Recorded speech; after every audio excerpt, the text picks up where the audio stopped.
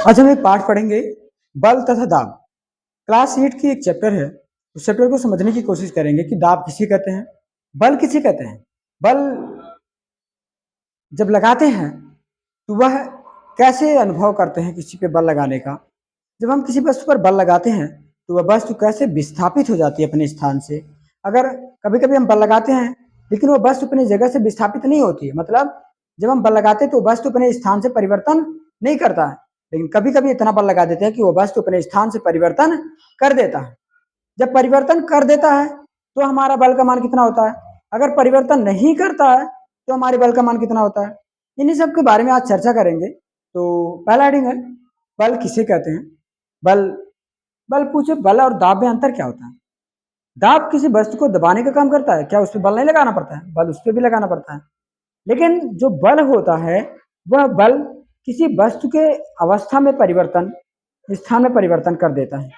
लेकिन दाब जो होता है, दाब हम लगाते हैं, दाब हम एकांक क्षेत्रफल पर लगने वाला दाब होता है। और बल क्या होता है, बल हमारा किसी विशेष क्षेत्र पर तो लगता ही लगता है, वह दिशा भी दर्शाता है। दिशा में भी बल का मान होता है, दिशा के साथ साथ परिवर्तन होता है बल का मान। अर्थात हम ये कह सकते हैं कि जो बल है, बल कितने, जब हम किसी वस्तु को दो तरीके से लगा सकते हैं बल हम। जैसे हम किसी वस्तु पर धक्का दिए, अगर हम किसी वस्तु पर धक्का दिए तो उसे हम क्या कहेंगे, उसे हम अपकर्षण बल कहेंगे। क्या कहेंगे, अपकर्षण बल। जैसे मान लो किसी वस्तु पर हमने धक्का दिया, जब हम दरवाजे को अंदर की तरफ ढकेलते हैं, या फिर हम कहें कि अगर किसी डेस्क को, किसी मेज को, किसी टेबल को हमने उसको धक्का दिया, क्या किया, धक्का दिया, तो वह अपकर्षण होता है। क्या होता है, अपकर्षण होता है। जब हम किसी वस्तु पर धक्का मारते हैं तो वह अपकर्षण बल होता है। ओके। लेकिन जब हम किसी वस्तु को खींचते हैं, जैसे हम पानी खींचते हैं ऊपर की तरफ, किसे, वेल से, कुआं से पानी हम क्या करते हैं, खींचते हैं, तो हम उसको क्या कहेंगे, अभिकर्षण कहेंगे। क्या कहेंगे, अभिकर्षण कहेंगे। जैसे दूसरा, गाड़ी को हम धक्का देते हैं तो हम क्या कहते हैं, गाड़ी को जब हम धक्का देते हैं तो उसे हम क्या कहते हैं, अपकर्षण कहते हैं। धक्का देना, अप करते हैं, अपकर्षण करते हैं। जब हम अपने तरफ खींचते हैं तो उसे हम अभिकर्षण कहते हैं। यानी जब हम वस्तु पर बल लगाकर वस्तु को अपने से दूर ले जाते हैं तो उसे हम अपकर्षण कहते हैं। और जब हम किसी वस्तु पर धक्का, मतलब वस्तु पर बल लगाकर उस वस्तु के अपनी तरफ खींचते हैं तो उसे हम अभिकर्षण कहते हैं। क्या कहते हैं, अभिकर्षण कहते हैं। दूसरा बात हो जाता है, बल एक अन्योन के क्रिया के कारण लगते हैं। इसका मतलब क्या है, बल एक अन्योन क्रिया का मतलब क्या है कि बल जब हम लगाते हैं तो वह एक दिशा भी निश्चित करता है, दिशा के साथ साथ बल का मान लगता है। और जैसे बल एक, जैसे हम बल लगाते हैं तो वह एक दिशा भी निश्चित निर्धारित कर लेता है, या तो वह हमसे दूर जाएगा या तो हमारे से पास आएगा। और हम ये कहते हैं कि जब हम बल लगाते हैं तो वह बल हमसे कभी कभी ज्यादा बल लग जाता है तो वह दूर चला जाता है। और जब हम बल लगाते हैं और जिस वस्तु पर बल लगाते हैं, वह बल, जिस वस्तु पर बल लगाते हैं उसके द्वारा लगाया गया बल हमारे से अगर कम होगा तो वह वस्तु हमारे द्वारा लगाए गए बल से विस्थापित नहीं होगी। अर्थात जैसे ये वस्तु है, यहाँ पर एक धक्का मारा जा रहा है बाहर से, लेकिन ये वस्तु विस्थापित नहीं हो रही है। तब तक विस्थापित नहीं होगी जब तक कि इसके द्वारा लगाया गया बल F का मान ज्यादा नहीं होगा। एक F का मान इसका ज्यादा है, इसका F का मान ज्यादा है, जबकि इसका F का मान कम है। और जबकि यहाँ इसी बल पे दूसरा एक बल लगाया जा रहा है और इसके F का मान ज्यादा है और इसके F का मान अगर कम है तो ये क्या होगा, ये विस्थापित हो जाएगा, अर्थात दूर चला जाएगा, ये अपने स्थान से दूर चला जाएगा। क्यों, क्योंकि इसके F का मान ज्यादा है जबकि इसके F का मान कम है। अर्थात हम ये कह सकते हैं कि जब हम किसी वस्तु पर बल लगाते हैं, जब हम किसी वस्तु पर बल लगाते हैं और वह वस्तु भी हमारे ऊपर बल लगाती है, यह क्रिया प्रतिक्रिया के नियम के तहत भी समझा जा सकता है। क्रिया प्रतिक्रिया का नियम कहता क्या है, जब हम किसी वस्तु पर बल लगाते हैं तो वह वस्तु भी हमारे ऊपर पर बल लगाता है। ओके, और जब हम किसी वस्तु पर बल लगाते हैं वह वस्तु भी हमारे ऊपर बल लगाता है और हम भी उस वस्तु पर बल लगाते हैं। इसी को हम क्रिया प्रतिक्रिया का नियम भी कहते हैं। ओके, आगे कहा जा रहा है कि बलों की खोजबीन का मतलब क्या है यहाँ पे, या इसका बलों की अन्योन्य क्रिया के कारण में और सारे उदाहरण दे सकते हो। जैसे हम कहते हैं, जब हम किसी वस्तु को मानो ऐसा, जब आप खेलते समय बच्चे जब खेल रहे होते हैं तो वह एक दूसरे का हाथ पकड़ कर करके खेल रहे होते हैं, लेकिन जैसे एक बल कम होता है तो वह अपनी गति की दिशा में मतलब चलने लगता है। जैसे मानो कि दो बच्चे थे, एक दूसरे का हाथ पकड़ करके घूम रहे थे एक दूसरे के चारों तरफ।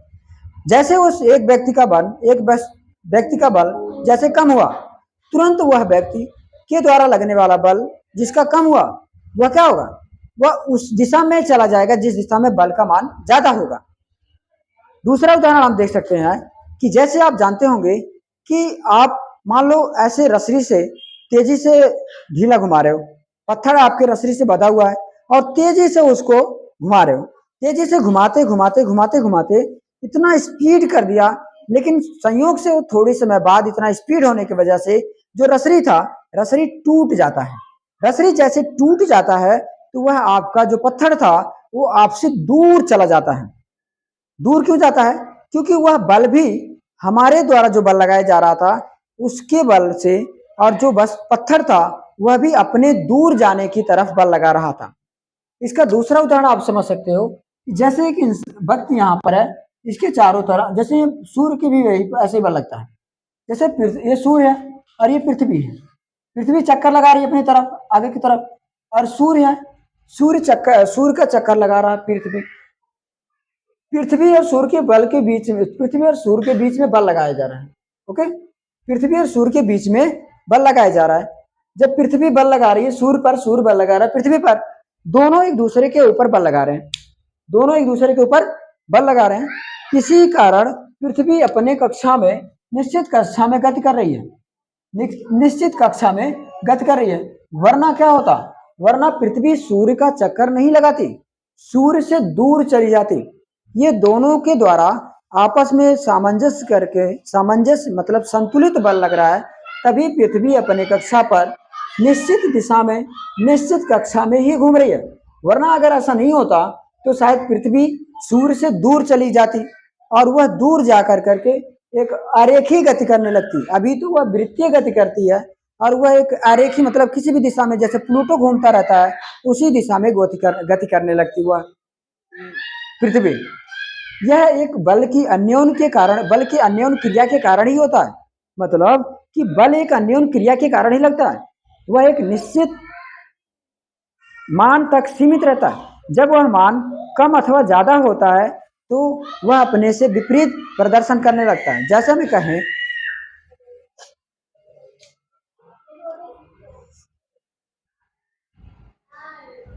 दूसरी बात हम देखेंगे कि जब बलों की अन्योन्य क्रिया के कारण, दूसरा उदाहरण देख लेते हैं, जो कि आप जानते होंगे कि जो बल होता है, बल अपना एक, जैसे मान लो बल की भी दिशा होती है, बल दिशा के साथ विस्थापित होता रहता है। जैसे मैं मानो कि इस बोर्ड को मैं धक्का देता हूँ पीछे की तरफ जाने के लिए, लेकिन ये बल जो बोर्ड है, बोर्ड हमारी विपरीत दिशा में, यानी बल जो जिस दिशा में हम बल लगा रहे हैं उसकी विपरीत दिशा में भी बल लग रहा है। जैसे अगर ये एक बॉक्स है, बॉक्स पर किसी ने बल लगाया, और ये इस बॉक्स पर बल लगाने के बाद ये इस दिशा में विस्थापित तो हो गया, इस दिशा में विस्थापित हो गया, और जबकि बॉक्स भी तो इस दिशा में बल लगा रहा है, बॉक्स भी इस दिशा में बल लगा रहा है तो विस्थापित नहीं होने के लिए, और हम बल लगा रहे हैं इसको विस्थापित होने के लिए। दोनों को आपस में बल लगाने के कारण जब जिस बल का मान अधिक होगा वही क्रिया होगी। जैसे अगर इस बॉक्स का बल अगर ज्यादा होगा पीछे की तरफ से तो यह बॉक्स विस्थापित नहीं होगा। और दूसरी बात, जब ये बल जो होगा, F का मान अगर इसका ज्यादा होगा तो ये बॉक्स विस्थापित होकर करके दूर जाने लगेगा। अर्थात हम ये कह सकते हैं कि जो बॉक्स है तो बॉक्स के द्वारा हमारे हाथ पर बल लगा रहा है, और जो हमारा हाथ है इस बॉक्स पर बल लगा रहा है। अभी देखेंगे कि बल है किसका ज्यादा, अगर जिसका बल ज्यादा होगा वही क्रिया संपन्न होगी। अगर इसमें एफ का मान ज्यादा होगा तो आगे की तरफ विस्थापित हो जाएगा, अगर इसमें इसका मान ज्यादा, बॉक्स का मान ज्यादा होगा तो पीछे की तरफ मतलब विस्थापित नहीं होगा, जहां पर है वो उसी अवस्था में बना रहेगा। ओके, इस तरीके से हम दूसरी बात देखेंगे, एक दिशा में लगाए गए बल जुड़ जाता है, इसका मान क्या होता है? इसका मतलब क्या होता है? इसका मतलब ये होता है कि जैसे कोई गाड़ी आपने एक व्यक्ति यहाँ पर ये कंचा ढुकरा रहा था, मतलब कंचा ये जा रहा था इस दिशा में, कंचा इस दिशा में जा रहा था, उसके पीछे से एक व्यक्ति एक बच्चा आया, उस कंचे के पीछे से एक कंचा और टकरा गया, या फिर एक हाथ से हल्का सा और मार दिया, मतलब जिस दिशा में वो गति कर रहा था उसी दिशा में पीछे से और धक्का दे दिया, तो क्या होगा? कंचा वो या फिर कोई वस्तु अगर गति कर रही होगी तो वो पता क्या होगा? और तेजी से हो जाएगा। इसका मतलब यह हुआ कि एक दिशा में लगाए गए बल जुड़ जाते हैं। जिस दिशा में कोई वस्तु गति कर रही होती है उस दिशा में अगर आप बल लगा देते हैं तो वह बल आपका और उस दिशा में जुड़ जाता है, जिसकी वजह से वह वस्तु और तेजी से गति करने लगती है। हम ये कह सकते हैं कि जिस दिशा में बल लग रहा होता है उस दिशा में बल लगने से, अगर उस जिस दिशा में बल लग रहा है उसी दिशा में अगर गति भी कोई वस्तु कर रहा है तो वह वस्तु और तेजी से गति करने लगता है, और तेजी से गति करने लगता है। तो हम ये कहते हैं कि एक दिशा में लगाए गए बल का मान जुड़ जाता है। ओके, दूसरी बात, कुल बल दोनों बलों के अंतर के बराबर होता है। जैसे माना कि कोई बल लग रहा है, इस पे बाहर की दिशा से कोई बल लगाया जा रहा है, जैसे इस पे बाहर की दिशा से कोई बल लगाया जा रहा है, बल लगाने के बाद इस पे इसने भी बल लगाया आपके ऊपर, इसने भी बल लगाया और आपने बल लगाया, और इस पे F बल आगे की तरफ लगा, और इसने जो बल लगाया पीछे की तरफ, इसे हम क्या कहते हैं? F2 कहते हैं। क्या कहते हैं? F2 कहते हैं। इसने सामने के इधर बल लगाया और इसने पीछे की तरफ बल लगाया F2 के माध्यम से, यानी दोनों बल लगाया, एक सामने की तरफ से लगाया और एक इधर से लगाया। दोनों बलों का अंतर जो होगा वो क्या होगा? वो दोनों बलों का अंतर इसलिए कहा जा रहा है कि F1 माइनस F2। अगर देखो, अगर F2 का मान ज्यादा होगा तो माइनस में आएगा, अगर F1 का मान ज्यादा होगा तो ये प्लस में आएगा। अर्थात ये दिशा के साथ मतलब ये जिस दिशा में बल लग रहा है उसी दिशा में वस्तु गति करने लगेगा, और जिस दिशा में बल विपरीत दिशा में बल लग रहा होगा तो ये बल माइनस में आएगा। इसी को कहा जाता है कि हम इसी को कहते हैं कि कुल बल दोनों बलों के अंतर के बराबर होता है। ये कुल बल है और ये फर्स्ट बल है, ये सेकंड बल है, मतलब ये इस वस्तु के द्वारा प्रथम वस्तु पर बल लग रही है और ये प्रथम वस्तु द्वारा दूसरी वस्तु पर बल लग रही है। इन्हीं दोनों के द्वारा जो बल का मान है दोनों का अंतर F है। अर्थात हम यह कह सकते हैं कि दोनों वस्तुओं के द्वारा जो बल लगता है दोनों का अंतर होता है। ओके, मुझे उम्मीद है ये समझ आया होगा कि आपको दोनों बलों का अंतर मुख्य कुल बल के बराबर होता है। बल वस्तु की गति की अवस्था में परिवर्तन कर सकता है। बल वस्तु की गति की अवस्था में परिवर्तन कर सकता है। इसका मतलब क्या कहा जा रहा है? जैसे अब मान लो कोई वस्तु गति कर रही थी, अब इसको मिटाते हैं, इसको दूसरे पॉइंट से समझते हैं।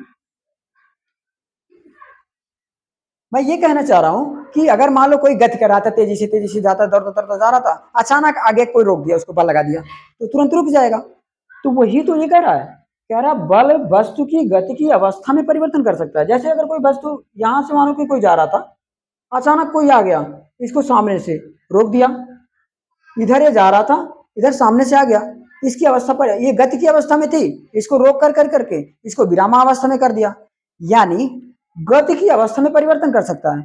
अगर वो मान लो अगर वो गति की अवस्था में था तो उसको विरामावस्था में ला दिया, अगर वो विरामावस्था में था तो वो गति की अवस्था में ला देगा। कहने का मतलब ये है कि बल हमारा किसी भी वस्तु की अवस्था में आसानी से परिवर्तन कर सकता है। जैसे आप जानते होंगे, अगर आप साइकिल चला रहे हो, साइकिल चलाते समय जब आप पीछे से धक्का दे दो तो वह मान लो एक बच्चा पीछे से साइकिल चला रहा था, हल्का सा वो स्लो मोशन में था, लेकिन पीछे से आकर के किसी ने धक्का तेजी से दे दिया तो वो स्लो मोशन की बजाय बहुत तेज स्पीड से आगे की तरफ भागने लगेगा। अगर यही इसके विपरीत में समझ लो कि अगर कोई वस्तु बहुत तेजी स्पीड से आ रही थी लेकिन अचानक आकर के ब्रेकर आ जाए अचानक, या फिर कोई अचानक ऐसी सामग्री आ जाए जिससे वो रुकना पड़े उसको, तो वह गति की अवस्था से आकर करके गति की अवस्था को परिवर्तित कर कर करके वो विरामावस्था में आ जाती है। इसे हम कह सकते हैं कि बल किसी वस्तु की गति की अवस्था में परिवर्तन कर सकता है।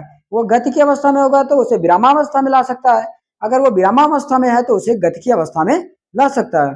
इस प्रकार से हम ये कह सकते हैं कि वस्तु किसी वस्तु की अवस्था में परिवर्तन कर सकता है। ओके, दूसरा बिंदु कहा जा रहा है कि बल किसी वस्तु की आकृति में परिवर्तन कर सकता है। बल किसी वस्तु की आकृति में परिवर्तन कर सकता है। कैसे? अब ये आपको बता दूं कि जैसे आप जानते होंगे, आप आटा गूंथते हो, आटा गूंथते होंगे आपके घरों में, या फिर दूसरी आकृति है। आटा का एग्जाम्पल ले लो पहले। जैसे आप मानते हो कि आटा को पहले आप भुरभुरा होता है वो, मतलब भुरभुरा होता है। जब वो उसको आप गूंथते हो, पानी डालते हो, पानी डाल कर करके आप लोई बनाते हो, फिर उस पर मारते हो चोट पे, तो वो उसके आकार में परिवर्तन होता रहता है। दूसरा उदाहरण आप ले सकते हो कि जैसे आप ये जानते होंगे कि अपने आसपास गद्दा होगा, गद्दे पे जैसे मारा मैंने तो गद्दे का आकृति में परिवर्तन आ गया। आप गुब्बारा को ले लो, गुब्बारा को जैसे आपने दबाया उसकी आकृति में परिवर्तन हो गया। आप रबड़ के बॉल ले लो, रबड़ वाली बॉल ले लो, उस पर भी आपने क्या किया, उस पर आपने जब देखा कि हल्का सा आपने जैसे दबाया, वह दबाने के बाद उसमें हल्का परिवर्तन हो जाता है, यानी उस वस्तु की आकार में परिवर्तित हो जाती है, आकृति में परिवर्तन हो जाता है। इसलिए हम कह सकते हैं कि वस्तु के किसी भी वस्तु पर जब हम बल लगाते हैं, बल लगाने के कारण उस वस्तु के आकार में परिवर्तन हो जाता है, यहाँ तक कि उसकी अवस्था में भी परिवर्तन हो सकता है। हो सकता नहीं, होता ही है, क्योंकि हम ऐसा कर सकते हैं। दूसरी बात यहाँ पर कही जा रही है, संपर्क बल किसे कहते हैं? संपर्क बल किसे कहते हैं? संपर्क बल का मतलब क्या होता है? संपर्क बल उसे कहा जाता है जब आप जानते हैं मांसपेशियों से सीधा हमारा प्रभावित होता है कोई वस्तु, तो उसे हम संपर्क बल कहते हैं। जैसे आप संपर्क बल आपकी मांसपेशियों के द्वारा किसी वस्तु पर जो बल लगता है उसे हम संपर्क बल कहते हैं। जैसे इस बोर्ड पे हम संपर्क बल लगा रहे हैं, क्यों? क्योंकि हमारे मांसपेशियों के द्वारा ये सीधा जुड़ा होता है, इसीलिए हम इसे संपर्क बल कहोगे। जैसे आप धनुष को खींचते हो, धनुष को खींचना आपका संपर्क बल है। जैसे आप बैलगाड़ी चलाने वाले व्यक्ति को जानते हो कि वो पगहे के माध्यम से, जो उस पर रस्सी लगा होता है, रस्सी के माध्यम से उसके बैल के गर्दन में लगी रस्सी को वो खींचता रहता है ताकि वो आगे की तरफ बढ़ता रहे, वो भी एक संपर्क बल है। जैसे आप जानते हो, आप पतंग को देख लो, आप पतंग उड़ाते हो, पतंग पे आप जब धागे को बांधे रहते हो पतंग से, और उसका जो वो लगता है धागा रहता है, आप मंजा रहता है आपके हाथ में रहता है, तो वो संपर्क आपके हाथ से ही तो होता है, आपका हाथ उस पर बल लगाता है तभी तो वो पतंग तक बल पहुंच पाता है। इसे हम संपर्क बल के माध्यम से संपर्क बल के उदाहरण में डालते हैं इसे हम। दूसरा उदाहरण है उसका क्या है, संपर्क बल। और घर्षण बल क्या होता है? घर्षण बल मतलब होता है, आप जानते हो जब चलते हो तो आप जब जब आप चल रहे होते हो तो आपके विपरीत दिशा में, चलने के विपरीत दिशा में बल लगता है। जैसे ये एक रास्ता है, रास्ते पे चल रहा था कोई बल, दूसरा मानो यहाँ पर जब आप चल रहे होते हो, जैसे ये गोला है, ये चल रहा था आगे की तरफ, और यहाँ जिस जिस सतह पर वो चल रहा है एक समय बाद ये रुकेगा जरूर, ये गोला कहीं ना कहीं जाकर करके, ये बॉल कहीं ना कहीं जाकर करके आगे रुकेगा। ओके, जब ये कहीं ना कहीं आगे जाकर के रुकेगा तो इसका मतलब क्या होगा? इसका मतलब ये होगा कि यह कहीं ना कहीं इस पे बल लग रहा है नीचे की तरफ, इसके सतह पर, तो इसके सतह पर जो बल लगाया जा रहा है उसी को हम घर्षण बल कहते हैं, और यह गति के विपरीत दिशा में लगता है। जैसे मानो कि आप ये बॉल जो है गति कर रहा था इस साइड में, और जो घर्षण बल लगता है इसको रोकने का काम करता है, धीरे धीरे धीरे धीरे धीरे धीरे, तभी जाकर के बॉल अंत में जाकर के रुक जाती है। अर्थात ये सतह को पकड़ करके गति कर रहा था, सतह को पकड़ के आगे की तरफ बढ़ रहा था, लेकिन इसके विपरीत दिशा में नीचे की सतह की तरफ, नीचे की दिशा में या विपरीत दिशा में बल जो लग रहा होता है उसी को हम घर्षण बल कहते हैं। घर्षित मतलब ये, घर्षित मतलब धीरे धीरे लगता है और सतह पर लगता है और गति के विपरीत दिशा में लगता है यह बल। दूसरा बल आता है असंपर्क बल किसे कहते हैं? असंपर्क बल का मतलब क्या होता है? असंपर्क बल मतलब होता है जहां पर हम बिना अपने मांसपेशियों का प्रयोग किए हुए बल लगा देते हैं, उसे हम असंपर्क बल कहते हैं। जैसे आप जानते होंगे चुंबकीय बल जो होता है, चुंबक, जब एक चुंबक दूसरे चुंबक के पास लाया जाता है, या फिर चुंबक जो होता है लोहे के पास ले गया, जब हम ले जाते हैं तो होता क्या है, जब हम एक दूसरे के पास ले जाते हैं तो कुछ दूरी पर ही बल लगाना स्टार्ट कर देते हैं। जब 1 मीटर की दूरी पर या कुछ मीटर की दूरी पर या कुछ सेंटीमीटर की दूरी पर ही होते हैं, तभी वो बल लगना प्रारंभ कर देते हैं। वह असंपर्क बल होता है। क्यों? क्योंकि वह संपर्क में बिना संपर्क में आए वह बल लगा देते हैं। इसीलिए हम उसको क्या कहते हैं? इसीलिए हम उसको असंपर्क बल कहते हैं। दूसरा उदाहरण आप पृथ्वी का देख लीजिए। पृथ्वी क्या सूर्य से चिपकी हुई है? नहीं, ये दूसरे से दूरी पर है, लेकिन एक दूसरे से दूर होने के बावजूद भी इन पे बल लगता है, गुरुत्वीय बल लगता है। गुरुत्व बल के कारण ही पृथ्वी पर कोई भी वस्तु वस्तु पृथ्वी के नीचे की तरफ गिरती है, पृथ्वी भी बल लगाती है। यानी हम एक कहते हैं, जैसे इसका एक परिभाषा अगले क्लास में आप पढ़ेंगे, बड़े क्लास में। जैसे मेरी पृथ्वी है और ये अंतरिक्ष है, पूरा ब्रह्मांड है, सौरमंडल है। अगर हम पृथ्वी से कुछ ऊंचाई पर वस्तु को फेंकते हैं, तब तक जब तक पृथ्वी का बल लग रहा होता है, तब तक तो वह बल तेजी से काम करता है। और बल मान लो जाते जाते जाते जाते एक ऊंचाई पर जो वस्तु का बल है वो शून्य हो गया, जो वस्तु का बल है वो शून्य हो गया, और एक स्थान के आने के बाद वो वस्तु गिरने लगता है पृथ्वी के नीचे की तरफ। लेकिन एक ऐसी स्थिति आ जाए कि वह वस्तु जो जा रही थी अंतरिक्ष में चलती चली जाए, चलती चली जाए, चलती चली जाए, ऊपर अंतरिक्ष में तेजी से चलती चली जाए, और जाने के बाद वह एक स्थान पर पहुंचे जहां पर पृथ्वी द्वारा लगाया गया बल शून्य हो जाता है। जहां पर पृथ्वी द्वारा लगाया गया बल शून्य हो जाता है, तो उसी को हम क्या कहते हैं? उसी को हम गुरुत्वीय बल हम कहेंगे कि यहाँ पर गुरुत्वीय बल का मान शून्य हो जा रहा है और अंतरिक्ष की तरफ तेजी से जाने लग रहा है, अंतरिक्ष की तरफ तेजी से जाने लग रहा है। ओके, तो हम इसी को क्या कहेंगे?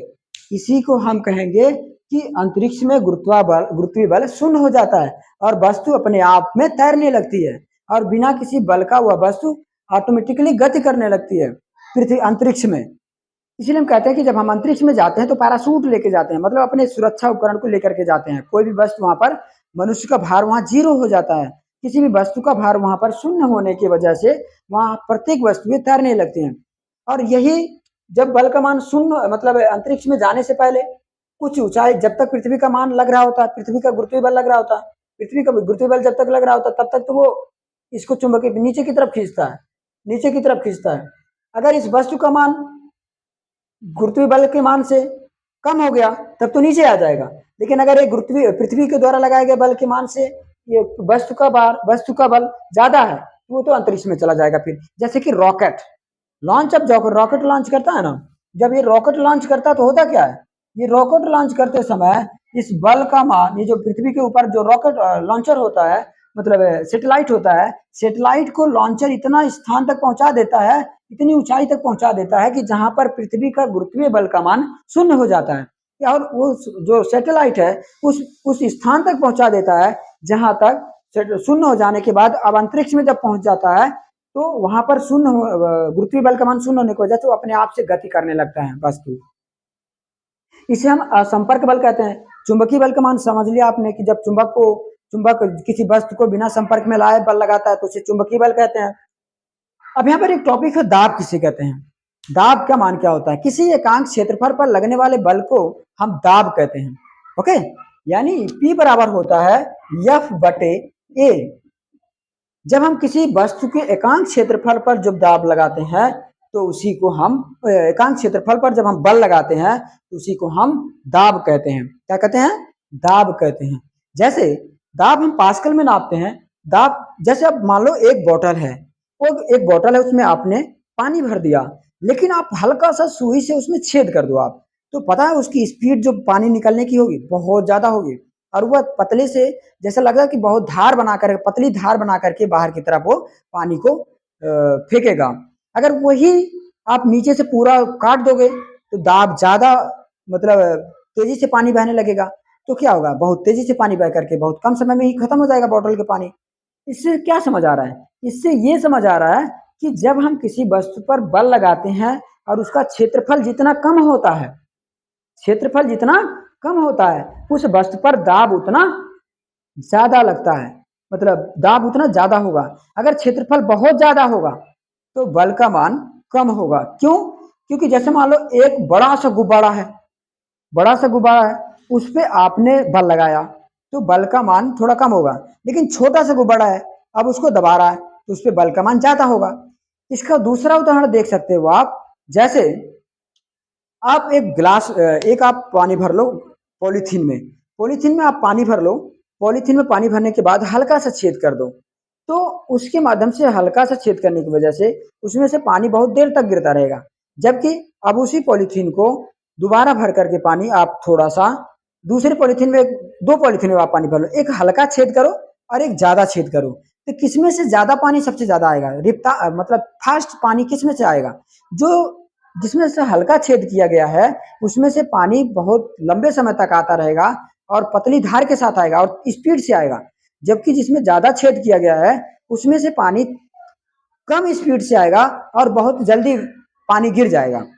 इससे यह स्पष्ट हो रहा है कि दाब हमारा क्षेत्रफल पर निर्भर करता है। जितना दाब का क्षेत्रफल अधिक होगा, जितना दाब का क्षेत्रफल अधिक होगा, बल का मान उतना कम होगा और दाब का मान भी उतना कम होगा। यानी दाब हमारे क्षेत्रफल के व्युत्क्रमानुपाती होता है। क्षेत्रफल का मान बढ़ने पर दाब का मान कम होगा, क्षेत्रफल का मान घटने पर दाब का मान ज्यादा होगा। क्यों? क्योंकि जैसे क्षेत्रफल का मान बढ़ाया तो वैसे दाब का मान कम हो गया, और जैसे हमने क्षेत्रफल का मान कम किया वैसे हमारे दाब का मान बढ़ जाता है। वायुमंडलीय दाब का मतलब क्या होता है? वायुमंडलीय दाब किसे कहते हैं? वायुमंडल के द्वारा जो हमारे चारों तरफ से वायुमंडल है, हमारे चारों तरफ जो वायुमंडल पाया जाता है, एटमॉस्फेयर है, उसके द्वारा भी हमारे ऊपर दाब लगाया जाता है, उसके द्वारा भी हमारे ऊपर बल लगाया जाता है। जो वायुमंडल के द्वारा हमारे ऊपर दाब लगता है उसे हम वायुमंडलीय दाब कहते हैं। यहाँ पर ये पाठ आपका खत्म होता है। अगर कोई टॉपिक ऐसा लगता है कि आपको नहीं समझ आया तो आप एक बार कमेंट कर दीजिए, ताकि मैं उस चीज का दोबारा रिव्यू और दोबारा एनालिसिस कर करके बता सकूं। और ये भी सुन लीजिए कि आपकी क्लास की सारे चैप्टर वाइज सीरीज पूरा स्टार्ट कर चुका है।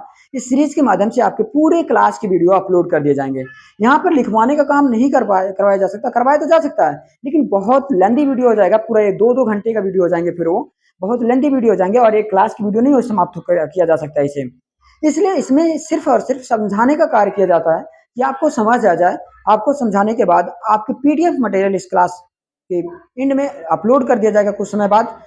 दूसरा, आप ये क्लास अगर आपको अच्छा लगता है तो अपने फ्रेंड, अपने क्लासमेट, अपने क्लास की जो अपने आपकी क्लास में जिस क्लास में पढ़ते हो आप, उस क्लास के बच्चों के साथ शेयर करिए ताकि उनको भी इस क्लास का वीडियो अवेलेबल हो जाए। बहुत बहुत धन्यवाद आपका।